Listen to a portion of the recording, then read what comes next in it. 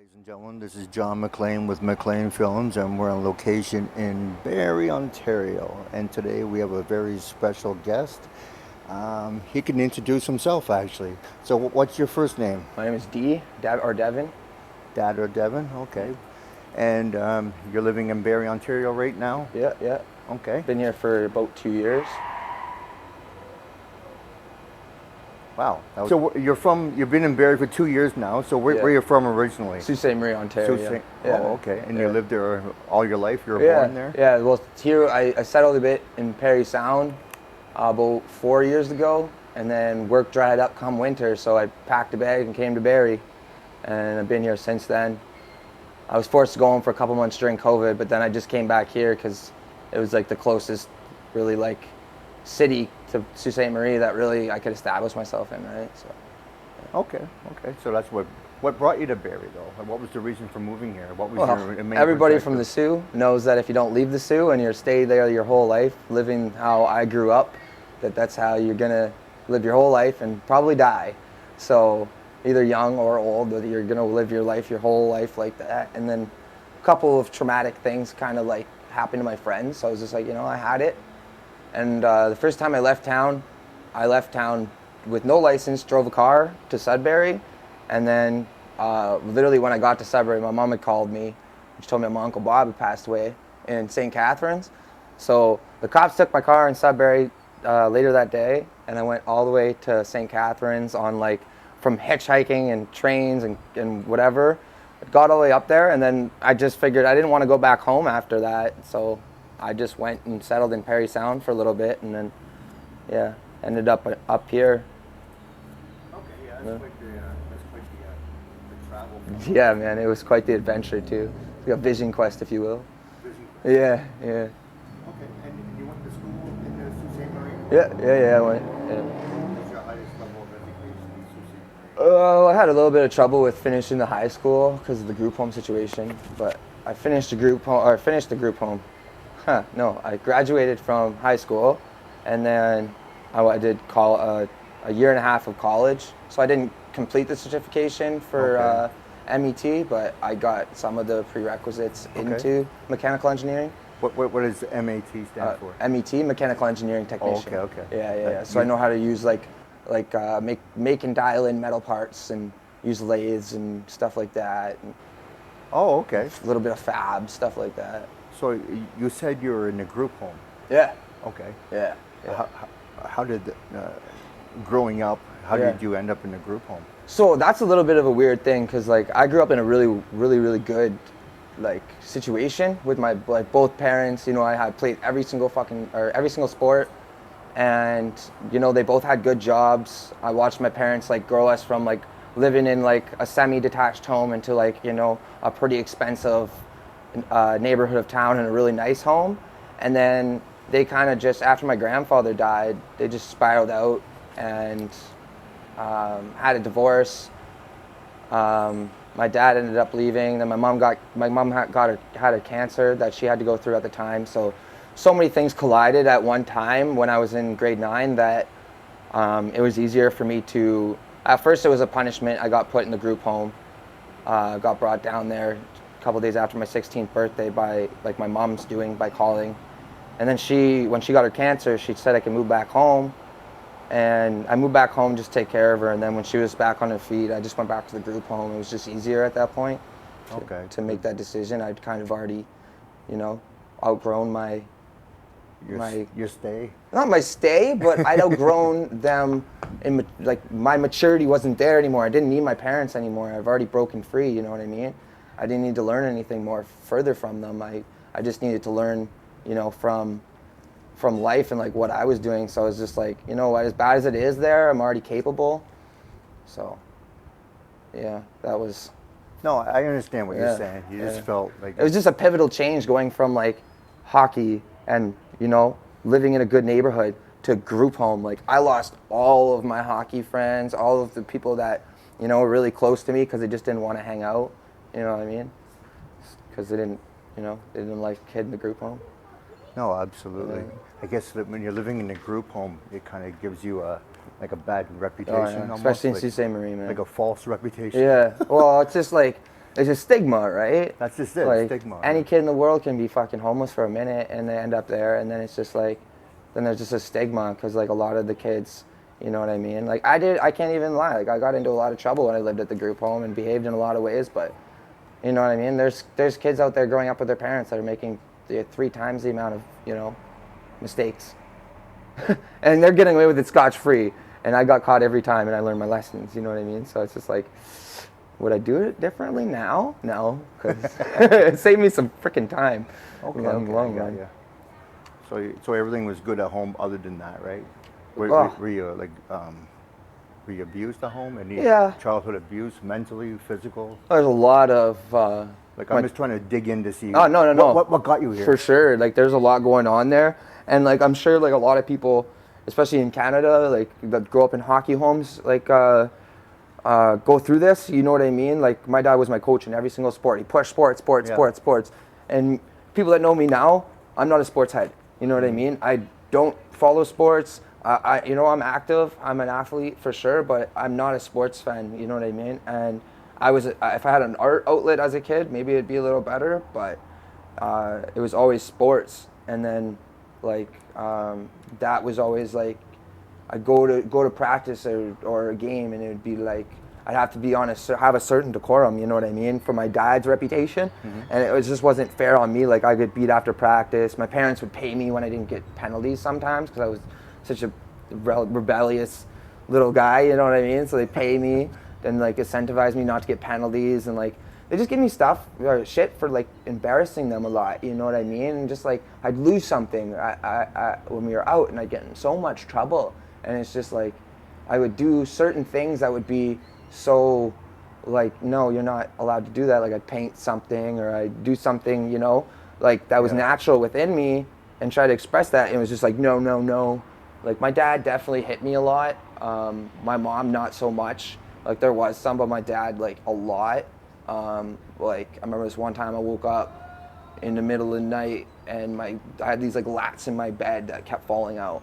And they were making too much noise. So I was trying to stack them back, and he comes to my room, hit me with it, and told me to go to bed, and I fell asleep in the corner that night. Yeah. Another time, I got fired from a job, and he was talking, like, right in front of me, talking to my mom about, like, all the stuff I did wrong. And I was, like, hearing that, and I walked up to him. I'm like, you could talk to me. I'm a man. I'm right here. And this is while I was leaving my mom, and he looked at me, and he's just like, it looks like you want to hit me. And I looked at him and I'm like, yeah, I do. Honestly, have for a very long time. And he's just like, don't let fear stop you, son. And that was the first time I ever hit my dad. Punched him in the nose. And then I don't really know what become of that because he got on top of me, beat the shit out of me with his watch. And tore my eye socket this way. I still have marks on my forehead. Like, you know what I mean? Like he mutilated me a couple times as a kid like that. And this is like, How was your relationship with your dad after that? I don't have one. You didn't have one after that? A little bit. It's touch and go. Like now, No, like that's what I mean, he yeah. wanted to be my sports coach as sports coach as a kid, but now he doesn't even casual conversation. It's just like not happening because it's just like after he stopped being able to like showboat me in that presence, he just lost interest. I don't know. So you're like a trophy for him. It's almost Yeah. like something that he's missing that he didn't do. Yeah. So he was trying to relive it through you. Yeah, right? and then it's just like there's only a couple, you know, admirable men in my family, and my grandfather and my grandpa died before I really got to have those like a lot of those conversations. So my Okay. Uncle Bob, he passed away like before I got to have a lot of those conversations as well. So my dad's really it. He's not really an admirable man, but like he's still a man that's gone through it, and he doesn't find any importance of having those like casual conversations go a long way. And like, you know, he's my dad. Absolutely. I'm fucking 27 years old and I need my dad. You know what I mean? That's fucking sad to fucking say. I don't want to be 30 and be like, I need my fucking dad, and I'm never having those conversations. Yeah, that is a horrible thing. Yeah, man. Yeah. I grew up the same It's just way. like you're poking, you're trying to have those conversations. He's just like, it was ingrained in him from his dad, you know what I mean? You don't talk about those things, so it's just like, as much as I try, I don't think I'll ever have some of those conversations. Or like moments, again, with my dad, you know what I mean? 27, and it's just like I stopped being his kid. No, that's just. you have any kids of your own yet? No. No, nothing? No. You- I've raised a couple of my friends' kids and helped raise them out of high school. So it's just like, and plus I got really lucky, I guess. Okay. Yeah, I got bit you. of I got. both, yeah. Do you want kids? No, I got a puppy. Oh, you got a puppy. Okay, so that's good. I'll substitute for now, right? Yeah. Well, I'll try that first. You know, it's a crazy world, and like when you're trying to tackle the world and get somewhere, you don't really want to bring a kid in the mix of it. You kind of want to be there Yeah. and have sustainability. Where I'm not Oh yeah.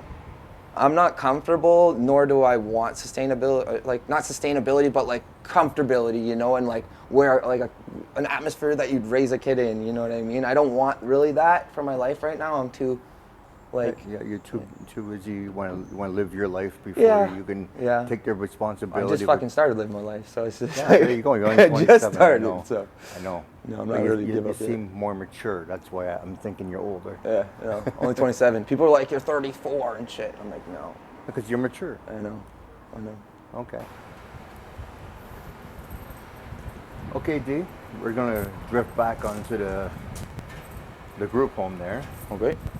You said you want to talk about what things went on in the group home and let people be aware of the things that were going on when you're growing up at the group home, so you have a better understanding. Yeah, so pretty much just like coming from where I came from and being immersed into that kind of like culture and atmosphere was just like, I came from a hockey background and like, you know what I mean, a more, you know, prim and proper upbringing and stuff like that. And then you get immersed in the group home with like people that have had drug addicts for parents and like, you know, people that are like okay with stealing and stuff like that. And it's just like, it was either survival of the fittest in there. So like when I first went there, I had one of my roommate was a kid toucher.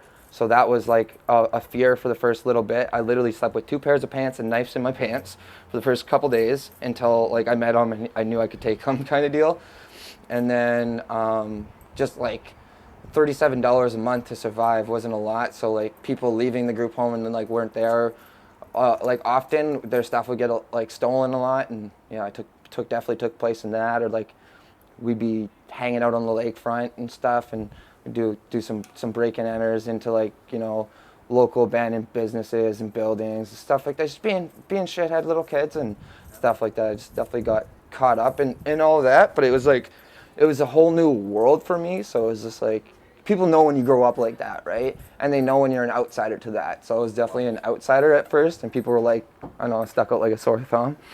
So that was definitely difficult, man. And that was like, brought me into like, thank God they had like a transitional home. So when I was 18, I got from the group home into the transitional home, and that was like my first pad, you know what I mean? And I kept that for a little bit, but you weren't allowed smoking inside, so I eventually got kicked out of that.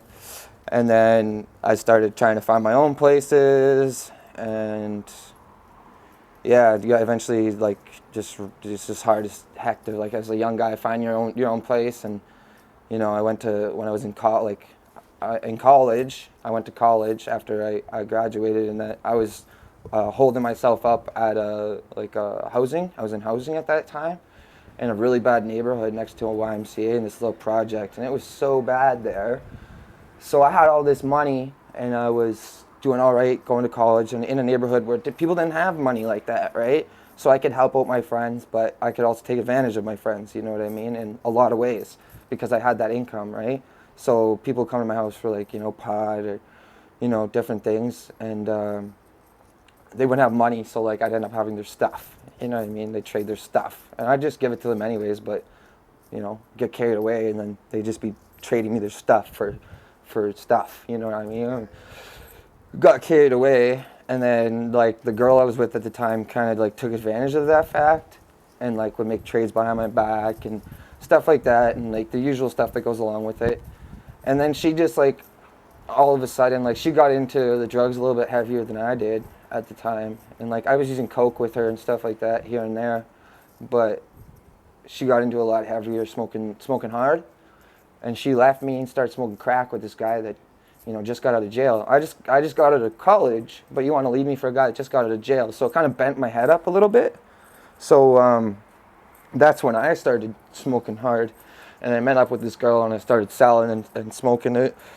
to like my friends and neighborhood, and 3 months down the road, like went from having my own business and doing well and having three guys employed with me to having, you know, just myself employed, barely, you know, making any money, saving any money, or paying any bills. I was just, you know, feeding the high. You had your own business.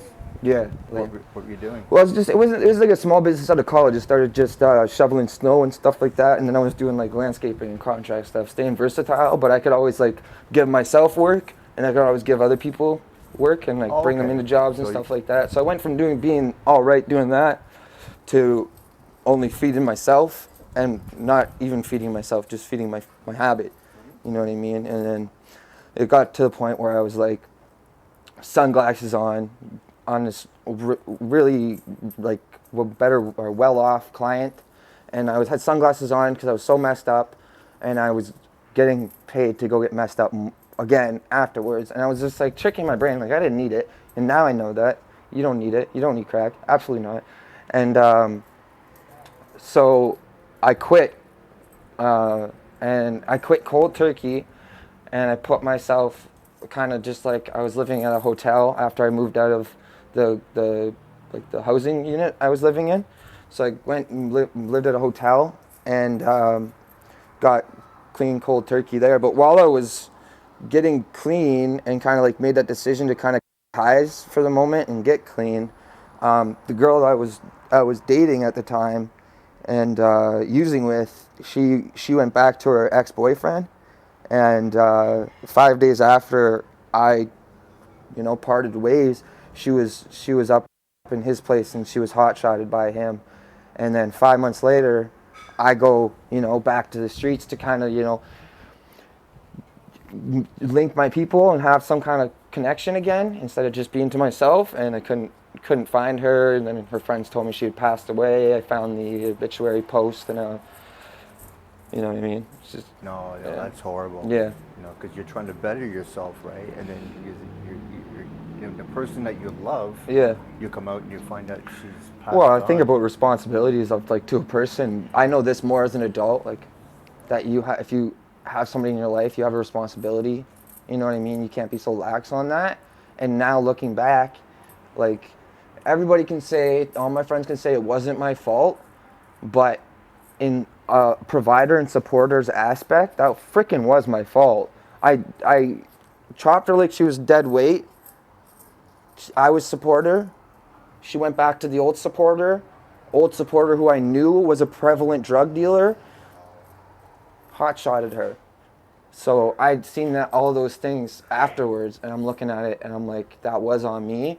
It's not on me because it was what I needed to do at the time, but you know what I mean? Like you don't take your responsibility to people lightly, because that's what can fucking happen. Right? You just feel kind of guilty a little bit because you took it to the wrong people. No, because I cut ties with her, and then she went back to her old man. To the wrong, okay. Yeah, so she's like, I took her away from the wrong people, but then she went back to the wrong people because she had nowhere else to go, and then they were mad about her flip-flop, and they hot-shotted her, right? Yeah, it's where we live in, man.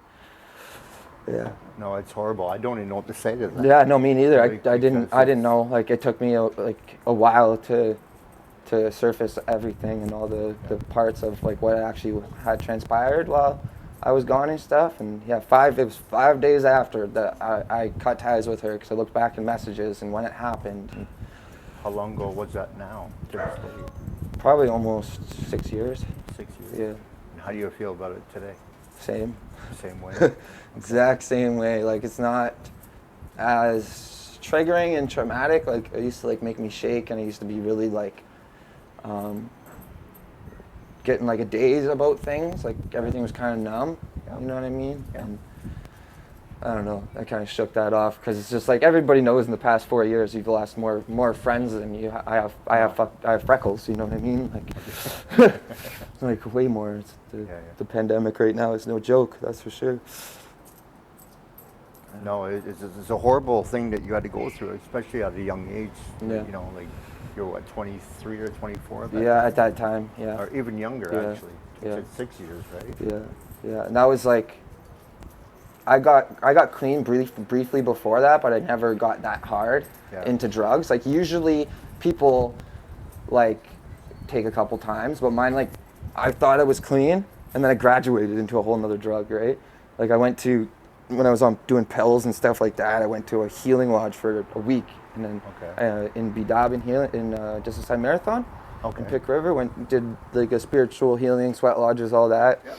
Thought it was good, and then that kind of tipped off, and that's a triggering thing for me, like toxic relationships. If somebody, or even like people I know, if somebody does something and I can't grasp it or understand it, I'm gonna try it, and if I try it, it can get carried away. You know what I mean? Like, first time I cut was because somebody else cut. You know what I mean? First time I tried crack was because somebody else tried crack. You know what I mean? Oh, so you did the cutting thing as well? And I didn't do it a lot. I wasn't like other people, but I never understood it. And the first time I did it, and like, was because somebody else did it. I was a burner as a kid. I burned myself and stuff. So do you have like I don't know if it's called an addictive personality, or did you like just to follow people to fit in? No, it wasn't like that. It was more of like I have an attachment to somebody, I love them. I can't understand why they do that though. You know what I mean? Like, she left me to smoke crack with a guy that got out of jail. So it must be great, because our life was pretty great. You know what I mean? So I was like, I'm gonna smoke crack because it's gonna be great. You know what I mean? I see these people cutting all the time, but they don't seem to dwell on their problems and be as sad about their shit as I do. So I'm gonna cut so I can understand where that strength and power comes from. Absolutely, you know absolutely. I mean? Emotional trauma is no joke, and I understand the feeling. So I know where you're coming from, right? You just like to numb the pain, right? Yeah, but like growing up that way I did, after getting dropped at that like age, I kind of just started looking to other people. Like, what am I doing that I need to do that I don't know yet? So I learned that, and then like I got to try it before I knock it, right? No, fair enough. And you tried it, right? Pretty much. And it kind of suckered you in a bit. Process of elimination. Yeah. I like your way of thinking. You got a good. At least you're positive. Yeah. You'll overcome everything. Not everything. Like, there's a lot of things. Like, those are. For the most part, you've overcome. You're still alive. Yeah. You're still alive. Yeah, but it's unfortunate. A lot of those things is just like very unfortunate. I'm fortunate to be where I am and had gone through all those things to be who I am, but it's unfortunate that as a human being, half of my life is already spent dealing with, what everybody else put on me, not who I wanted to be. You know what I mean? It was school, sports, and now all this trauma and trying to survive, and it's just like, all I wanted to do was, you know what I mean, like fill my part in the world, and I would have grown into that, but no, I had to do all these other things the world, kind of formed me into. So this is a quick question. How do you feel about yourself right now? And going in 2023, how do you feel about yourself? Do you feel accomplished? Do you feel happy with your life? Do you feel like you're helping people, obviously, right? Yeah, I mean, I'm helping people, but I'm helping myself. I feel like that healing, it's a lot more, like my ability to let that in fully is a lot stronger. And it's not even only that, my ability to recognize and not ignore certain things that I go and do, right? Like, say for instance, when we had the, what's it called, overdose awareness night. Yes. Putting down the candle. Yes. And saying my thing while I put down the candle was one of the hardest things I think I've ever had to experience in a long time. Because as soon as, like, I watched the person before me, they put the candle down and they said their piece or whatever, and but I put the candle down. I never got to say goodbye to her like that until that. So when I put it down, I didn't know how hard it was going to hit me, but it was just like, whoosh. So like being more aware of those things would be something I'd want more of, but I'm definitely proud of myself. I'm proud of, always pushing the boundaries and the boxes and like elevating who I was. I don't need any clothing. I don't need any things around me. I just need good people and the things that like I know inside me, and that feels like growth. You know what I mean? And I could feel that growth. Like, you could strip everything away from me and put me on the street right now, and I would make it back up where I am right now. No problem. Well, not no problem, but I'd get there again because... No, that's a good way of thinking. That's positive, Yeah. You're a very strong, positive person, and I get that from you. Yeah. But it breaks my balls seeing all these other people out here, and it's just like, I was there before, and it's just like, I never thought there was an out of it. And then I just started to wiggle out of it. There's still no out of it, but I mean, there's an out of. You just need to break away from that chain of people. Yeah. Well, people think like in the soup, people think that's life. Yeah. Like people think that's all. Like there's no news. There's no. They don't even care about the restaurants that are up and down the street because they can't afford it half the time. It's just like, you know what I mean? No, like, no. It's I don't know. No, it's very heartbreaking. I Yeah. know that. Yeah. You know. Yeah, like I said that in that interview I did forever ago. It's like they won't go to restaurants. Some of the restaurants I'm going to go to in my life, they're going to live around them and never go to them ever in their life. You know what I mean? Like people are going to grow up, grow old, never going to like, you know, like Bonsu or like different events. Like, you know what I mean? Like, No, football game, baseball game, Yeah. wrestling, boxing, whatever, right? yeah. And there's a lot of like homeless people now. Like you think they would like to enjoy some of the events that they have for community in Barrie, but Yeah. I guarantee like the people, the homeless people, the people like don't have like a lot of money and shit. They want to go to those events too, but there's more of a crowd here that's not accepting of that. So it's just like, Oh God, yeah, that's uh, another thing, you know. yeah. I had a moment last night. I was watching something on YouTube, and they were talking about Meridian over here being a homeless hangout. You see this? You see this real estate? That. Oh my God! These two shared it. Yeah, there's two real estate agents that Yeah. are going off. They're like, I don't feel safe. You know, know. like, I don't feel safe. I feel uncomfortable. Yet this homeless person walks outside of the shelter that you give them. They look up like this at your building. They go down up and down the street, looking at all the different gluttony you can find, and then you're not allowed to go sit at the Bayfront. And you're not allowed to sit in Meridian Square. And it makes you uncomfortable. Go the hell home. No, I know. I know. Nobody I know. cares. I'm not. I just giggle because it's It would so- be nice so if it. silly. Oh, it'd be nice if there was an area like make some you know, some say like I don't know. It's such a topic of the day to talk about. Well, Right? It's just you like know- what are we gonna make safe injection sites? It's just like that's a one size fits all for addicts. That's not homelessness in general. No, You know what I mean? 'Cause I that- know tons of homeless old men that are out here that aren't drug addicts. They don't want to live, and they don't have the physical ability to compete with the the renting market nowadays. So like screw it. No, yeah. I might be homeless soon. Living It's a in the good back of option my van. sometimes. It's a good option. Being homeless? It's a good. It's in my brain every month. It's like, do I pay this shitty landlord money for not taking care of their home to pay off their home? I know. Or do I go bring a tent and a bunch of pallets into the bush and Well, get a hatchet and I guess the way we're cool with everyone, so yeah. you know, they're We would do pretty well. Yeah. We would do pretty well. I know where to go. I'd have food all day. Now back to the safe injection thing you mentioned, right? Yeah. I don't know what to think of that, but how? I think it's a good idea and a bad idea. There's It's a lot kinda- of- It's 50-50. Yeah. There's a lot behind that one. Right? But however, I heard someone saying before, they said a bar is a safe drinking place. this right? is true. It's the same Yes. idea. So this is pretty much back to like we did safe space in the Sioux. Same And idea. We had safe space in the Sioux, and people fought us because we set up in Jamestown, a really bad area in Sault Ste. Marie. We'd set up a tent, and we'd let them come use underneath the tent. Yeah, Right. yeah. But we'd have event, and we'd have like a barbecue, or we'd just set up our safe injection tent, right? Because it's hard. If somebody could be dead 3 days in some of these drug places, and they're just gonna be sitting there around everybody else, God. and nobody's Yeah, gonna freaking absolutely. know. So I'd rather them do it in a public space where you have those amenities. Yeah. People say they don't believe in harm reduction because they don't like the litter, but I don't like the litter that I see snack packs. The snack packs are harm. Yeah, yeah, no, I Snack know. packs. We're gonna outlaw that next. No snack packs for you kids because we don't like seeing it on the ground. No, I understand. Yeah, they're getting rid of everything, right? Yeah, So- but I heard a lady the other day in Toronto. She's like, I'm against harm reduction because of all the byproduct. I'm like, holy hell. A lot of people, and I'm going to say this very freely, they don't understand because they never lived or known anyone that had this problem. Their right? head is just so far up their ass. Like my mom died from a drug overdose. Yeah, She I'm had sorry to hear fucking- that.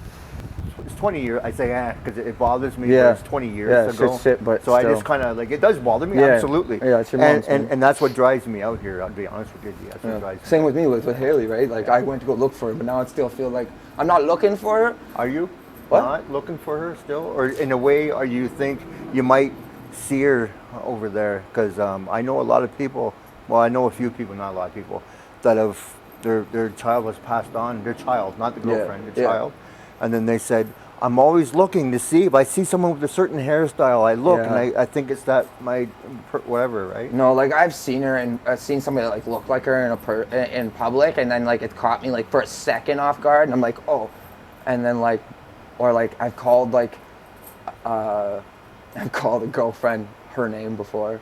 That was kind of shit like that, but I don't not like, I'm just never. That's normal emotion, dude. That's Yeah. normal emotion, right? That's Yeah. normal.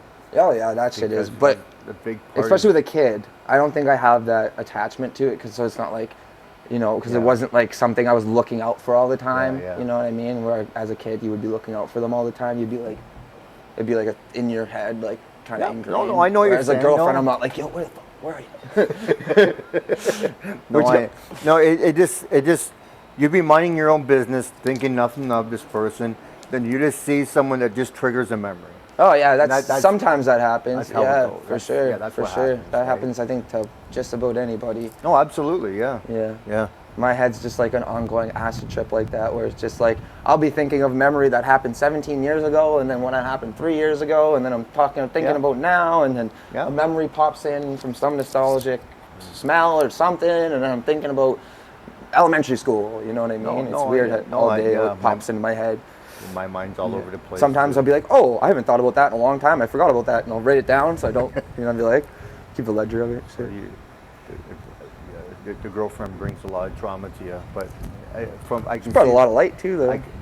no, I mean now I don't mean trauma when you're with her. I mean like after her passing. Yeah, no, but I mean, like, it also, it's just like the group home was detrimental to me and traumatic to me, but it also beneficial.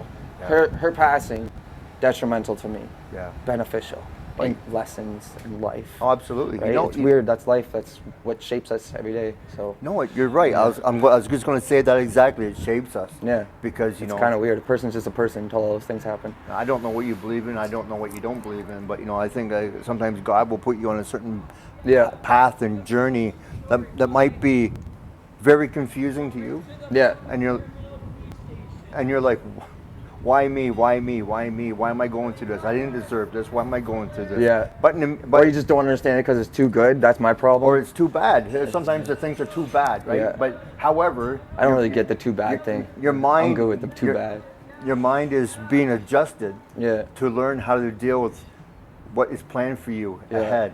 Yeah. Well, I'm kind of good with that, where it's just like I know when understand those what I'm moments. sa- Yeah, I understand when those moments happen now, where all these things are happening for a reason, and I'm not trying to control them anymore.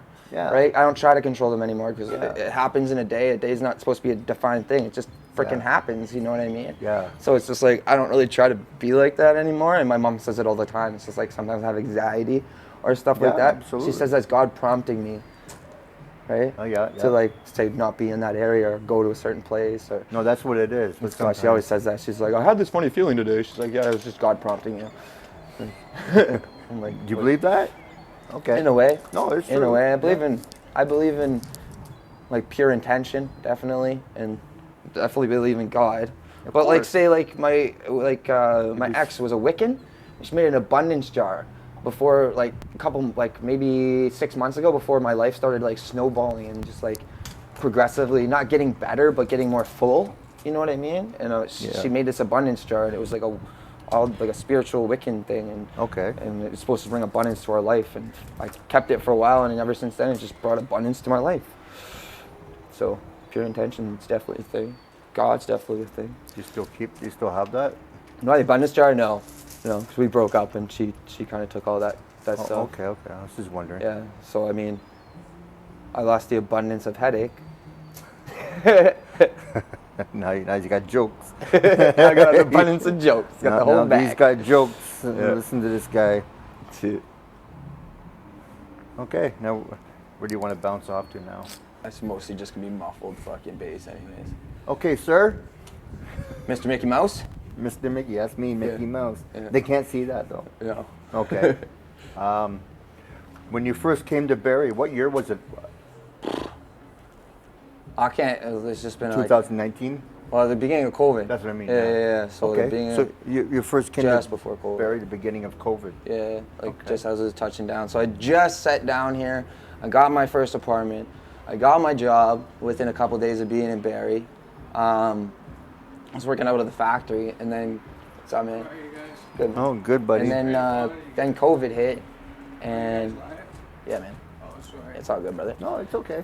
Then COVID hit, and then I was just kind of like stuck in the apartment I just got, not being able to work, collecting money I, didn't really need to be spending, bored on the side of my bed, in this little room. And I didn't know anybody here, so it was just like those 2 months were quite difficult. Like I'm sure they were for everybody, but they were quite difficult coming to a new city. So it just like took a little bit after COVID to kind of like I still feel like I'm spreading my wings back out. You know what I mean? Yeah. I'm sure everybody during COVID felt like they're both like back to the new world. Yes. So that was weird. And then what's it called? Yeah, just took off from there. And then, That was D. He was rattling the table there. my bad. Okay, and then you're lonely during COVID, you're saying? Yeah, You so, doing well, a lot of drinking? Yeah, I didn't know I was definitely lonely. It was just me and this guy. But He's got jokes. yeah, no, it was a weird time, that's for sure. And then it's just like going from having like a schedule where I was working to just literally sitting on the side of the bed, right? Were you using it all when you first came to Barrie? No, You no, weren't I was using it? already clean. Like You already cleaned up, and Barrie's your new start. 3 years, yeah. Okay. Like I had like one slip up or two slip ups here over the 2.5, like however long it's been. I think it's been like 2.5, 3 years now. But Yeah. I've had like 2 slip ups. Like when I first came up here, I had a little slip up with hard, and I never used it the next day or whatever. It was just a little slip up, and then I never used it the next day. And then I think last year, or no, it was maybe about 4 months ago I had a slip up. Okay. But That's soon, huh? That's not that long ago. no. But it's more of like more of the mindset now, right? Like I can make a mistake and it's not gonna like define me. It's just like It's not going to set you back. no, more. and it's Okay, not like perfect. I even find that acceptable in myself now. yeah. But I mean, like stuff happens, and like I don't want to be too hard on myself. So it's just like sometimes I allow myself to fall back into old coping mechanisms because I don't know anything else, and like I'm still bridging that gap. And now it's not it's not drugs, it's doing other things, but sometimes the other things don't work. Yeah. So like 4 months ago, a lot of things collided, and I know I made a mistake because I was using it for that reason. But the next day, it was like I beat the addiction, because like the next day I was just like, I don't need more. Like even like after I took like the first little bit, I was like, I don't need more. I used to always think, oh, more. No, I don't need it. So you're able to just use it for pleasure or whatever. Yeah, well, it wasn't even, well, not really. Like that was a mistake. That was definitely a mistake. I'm not one of those addicts that thinks I can use once in a while now. Okay. Not at all. What made you stop and think about and use at that moment? What was that? What happened? What was that about? Like the 4 months ago? Yeah, 4 months ago. Oh, a lot of things collided. I was leaving my ex-girlfriend. I just got a promotion at work. Yeah. Everything was colliding all at once in a super weird way. So, what's up, brother, man? This is the crew. They clean up Barrie. So just everything was just, oh fuck, I lost my train of thought. Colliding. I asked you what was the reason why you used. Oh yeah. Everything was just colliding, and like all together, work, girlfriend, home life, and where I had moved into a couple months prior, everybody in that house turned out to be a user, and a couple of them were dealers. So it was quite accessible and quite encouraged. So it was a mistake, it was a mistake. Wrong people, wrong time. You know what I mean? Okay. I'm definitely a product of my environment, but I control my environment. So that was the wrong environment that I let myself be immersed into, and Well, hey, we're all human. Yeah. You're allowed to slip up once in a while. But it hadn't happened before for like a year and a half, almost 2 years. Okay. And like it's more of like 2 years is a long time. what? That's a long time. Yeah. And it's just the mindset has to change on Yes, like yes. the matter of fact. Still a mistake no matter what, but Yes. it kind of what I mean. Just don't beat yourself up, man. Too much. Some people beat themselves too much, and then they're like, oh fuck it, I'll use it again. And they relapse. Yeah. They go back to it because they're beating themselves up too much, and they're like, Yeah. "Oh man, I feel so guilty." And I was like, "Oh, Yeah. fuck it." And it wasn't the drug that was the problem. The drug is a problem. Crack is definitely a huge problem. But it's not the drug completely that was the problem. At that moment of time in my life, Yeah. it was me that was the problem, and I still have those problems, but the drugs not. I've Yeah. already gotten over that hurdle, so it's not tricking me anymore. Yeah. It's not like driving me to be out of balance or be out of Oh yeah. out of my own head at The all. drug's not tricking you.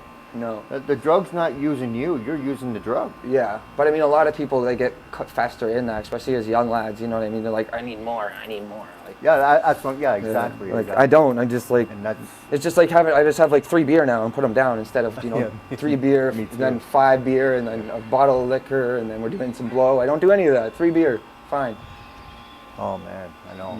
I'm the same way. Yeah. Like I'll still have my fun now, once in a while, but not my whole definition of fun is a lot different. You like to go out and drink once in a while? You like to go out and drink I once like to in stay a in while? and drink. Or do you stay in? 'cause I'm not- too much trouble. I don't like the social scenes at No? bars. It's very select, the bars. Like I can go to like an old timers bar, no problem. Yeah. But any of the bars like down here, and no thanks. Okay, no, I was just wondering how you Yeah. go out and enjoy yourself, right? 'Cause- Fires would be. Oh, bonfires Having, and stuff, a camping nice fires, small, yeah. Well, nice small. I like smaller. And when I start getting too many people, it starts like triggering things. No. So I like keeping it smaller, more intimate. Okay, that's perfect. I have so much fun with those things. Like you just have a couple guys, and you know what I mean. And you go into my backyard, and we have an empty pool, and we'll run around because the middle's got water in it. We'll run around it and just beat up this little punching bag and act like jackasses and stuff like that. Or, I don't really get drunk a lot anymore for fun. Okay, that's a good time. That's a good time. Or though, for stressed you know? out working reasons because I'm sore. Oh, I'm drinking 5 beer because I'm sore. No, I don't do that. No, that's not. No. People do that every day though. If you drink every day, it becomes a habit. It's like, Yeah, but people start, they're like, oh, they're working a construction job. They're like, oh, I got home, I'm sore. I'm going to drink a couple beer. I'm going to do this line so I have a little bit more energy.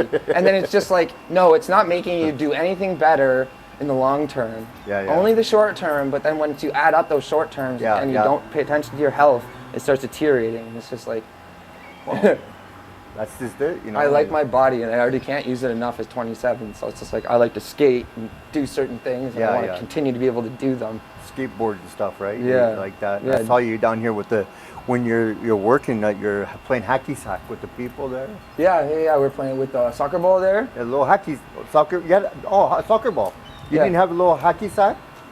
I don't know why I'm thinking that. Maybe one time I was playing with the don't soccer ball. Hacky sack would be a great thing to have, like hacky sacks, like circles. We should have them down here. Yeah, That'd be cool. Maybe I'm on drugs. I don't know. I'm in the right alley. Yeah, I'm in the right alley. Yeah, guys, we're in the downtown alley where all those overdoses take over. All the overdoses are taking over downtown, right? So this is where they all happen, right here. Because whenever people are out there and they start feeling kind of oozy or whatever, they always seem want to to be more to themselves. slide off into here. Yeah. You know, why you do that? Why you come in here? Yeah. Stay out there. Yeah. You know, like. Yeah. No, I know as much as anybody else. This is a great area to pee.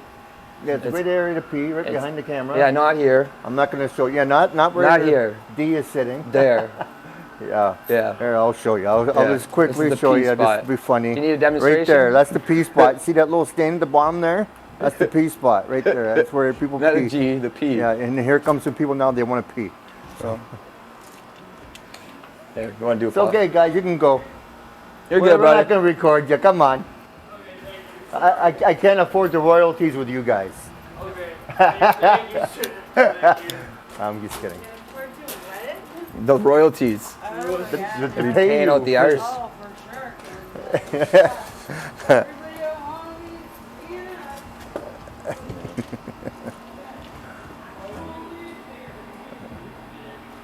There you go. That's really bright. I think the only thing we got left is pretty much like now and like Ryan's Hope and shit, man. Sorry, say that All we again. got is like the shit going on like now, like art shit and like community wise is pretty much where now. Yeah, that's all we got here. Yeah. We covered. I didn't think we covered the bases that quick, but we got through it. There's a lot there though. Yeah, there's a lot there. I'm just gonna shut this. Let's go. Okay, Dee, so you're saying you're doing a lot of outreach work, right? Do you want to get into that? What was your first outreach job and where? Well, I was at the group home. I had an opportunity to do this thing called the Real World of Work, and that implied I didn't have to go to school. I could find 8 hours work a day, and I would do my booklets on the side, and that 8 hours would translate into credits. So I got to canvas kind of around the city with a letter I had made to make a garden in the back of my group home, and that was my job for, you know, a whole summer pretty much, cultivating this garden. So that was my first kind of like access to doing that and exposure to doing that type of shit or stuff. And then what's it called? This lady made this place called Safe Space in Sault Ste. Marie, and we set up a safe injection site in Jamestown, and we were handing out meals in Jamestown and kind of just being the forefront on that fight, because we were losing a lot of people in that area and it was getting really bad. So we kind of had to fight the city on doing it and just, you know, be out there and actually implementing and doing it. So I did that, and then I just took a hiatus on my travels when I left the Sioux. And then like I tried some stuff on my own, but you know what I mean? You can only help so much on your own, and when you help too much on your own, you lose your apartment. It puts you in a financial Yeah. Like I at one point had 23 people living in a one-bedroom apartment downtown Sault Ste. Marie. Well, that's very kind. Yeah, But and they at the could go same wait on the time- bench, and they could come upstairs if they didn't have anywhere to go at night. And it was like literally, I didn't even know some of these people. That's beautiful. Yeah, so I started like a little homeless shelter, but that didn't work out because it just got carried away and blah, blah, blah. Yeah, unfortunately, but that's beautiful of you. Yeah. Though. I like that. Well, yeah, you kind of learn by doing those things. You know And now what I- it's just like I started, when the season opened up after winter this season, I started doing cleanups by myself, because I used to do this thing back home called Cleanup for Kids. We had a couple like barbecues, we do park cleanups, kind of like Unity does here on Sundays. So I started doing stuff like that, and that led me into meeting, you know, people, organizations in the community. So then I met Jen at Cleanup Barrie, and I started doing cleanups with her. And then I was doing a cleanup in an encampment with her and Ryan's Hope, and that's when I met Ryan's Hope. And then I seen the Irish colors, the Irish background, seen the Shamrock. Yeah. Met Christine, kind of heard the story and seen who Ryan really was out here, and I was, you know, all hands on deck with that one. And now it's just, you know, we're about 3 months or so down the line now, and you know, I'm trying to synergize kind of like what I do with my art and like journalism and broadcasting and stuff like that, to kind of like synergize what I do with that, and also help me, you know, be involved in my community. I'm new here, so Okay. help me with that. You want to explain to us what Ryan's Hope is? Oh yeah, Ryan's Hope is an organization founded by Christine Naylor for her son Ryan, who passed away about 3 or 4 years ago from an opioid overdose. Yep. She started the organization out of a depression and not knowing what to do. So she started it just simply handing out stuff at the terminal here about 3 years ago. And it's just snowballed into filling gaps that we see fit in the community. You know, it might just be, you know, food and harm reduction that we're giving out, but we're really giving, you know, a togetherness and like an understanding and a home for a lot of people that don't have. And I'm not saying home as in like a house over your head, but like an understanding and like a togetherness, right? That's home for a lot of people, especially when you're a newcomer to Barrie or you're homeless, you know what I mean? So Ryan's Hope now does outreach down on the streets of Barrie. We start at the Spirit Catcher, then we go to the library, then to Meridian with a wagon and a group of us. It's food, harm reduction, stuff like that. That's Wednesday, Thursday, Friday. Thursday, Barrie Families Unite teams up with Ryan's Hope, and they do loads of laundry. I think it's every Thursday in different locations for free across Barrie. Oh, wow. So that's offered, and then, you know, anytime we're there to really help and be reached and, you know, stuff like that. They offer encampment cleans where it's incentivized. We pay them grocery card money to do the cleanups, and then of course breakfast program Friday, Saturday, Sunday at Collier Church. They are in charge of, well, Collier Church. It's a Ryan's Hope program, but we share the the responsibilities of it. Yeah. So they signed a contract to run it from Monday through Thursday, so Yeah. we can do our other responsibilities, and then on the weekend when we're not doing our outreach and that, we take over and do our breakfast. So they're taking care of that for the first 2 years or so of it, and then, you know, to kind of kickstart the initiative, right? Yep. And like it's been going strong every day, or every day on the weekend, right? Or every day of the week you can get hot breakfast and coffee if you're in Barrie. So Yeah. like every day of the week. So that's an important thing, and that's not offered. Like you don't have a soup kitchen here, so it's not offered anywhere. No, they shut the soup kitchen down April 1st. Well, that wasn't really a soup kitchen. That was a bunch of people at a lineup by the door. So yeah. Yeah, like in Sault Ste. Marie, we have half the population, and we have a soup kitchen that can sit 80 people inside and serve the meals every day. You know what I mean? Every day Well, actually, inside. they did do that here. There is an inside of the Salvation Army. Yeah, but there's not enough But room. since the COVID, right? Yeah, but there's not enough room inside the Salvation Army to sit down and eat. Like I'm talking, like in the Sioux, we have the old liquor store that's literally Yeah. like all open, and there's probably okay. like 20 tables, like Yeah. long tables for people to set up. Oh, there was. And there's Yeah. a whole church. There's another church. There's probably 3 or 4 spots like that in the Sioux to eat. Oh, okay. You know what I mean? And like you can go and they'll give you food hampers at them. Yeah. You know what I mean? They give food boxes here, right? But that's at the food bank where you Yeah. need ID, Yeah. not where you're a transient or you're homeless and don't have an address, let alone ID. Yeah. And they'll give you food hampers. You know what I mean? Yeah. Every Oh, other no. Thursday. Or Yeah. I think it's twice every other month now. So you can flip flop because you know services are deeply impacted in the last little bit. So it's like every other month now, and you can flip flop between Sally Ann and the other one. Yeah. St. Vincent's, it's in the Sioux. Yeah, So yeah. I don't know, there's lots of options out here, and there's like one thing we don't have in the Sioux is a lot of those like drop-by food boxes, like the Lenda Library boxes, but they got no. Oh, okay. There's tons in Barrie. Oh, Tons. nice. There's one down on Yeah, Burton. let them know, yeah. Burton South End. There's one up at the church up on Grove Street. Okay. There's a lot of. There's one up behind the Canadian Tower parking lot. And people from the community, Yeah, they you just can go just- there and donate? They can donate and they wow. can take if they need. Yeah, You know absolutely, what I yes, mean? yeah. They usually are stocked with, you know, you can get some craft dinner and some tea almost any time from them. They're Oh, nice. pretty much, if they're not empty, they got craft dinner or tea in there. Some you know what I mean? puddings, and the one up there I saw had puddings in it. Sometimes, yeah. Yeah? yeah. It's like, wow. It goes quick because, you know what I mean? There's Yeah, lots of hungry people. hungry people. Yeah. You know what I mean? No, Like, I didn't dare touch anything. I just looked, right? Yeah, I was yeah. just curious, Well, right? those things are neat. Yeah, You know, yeah. They're neat. Even the Lenda Library ones are No, cool. it's very loving. Yeah.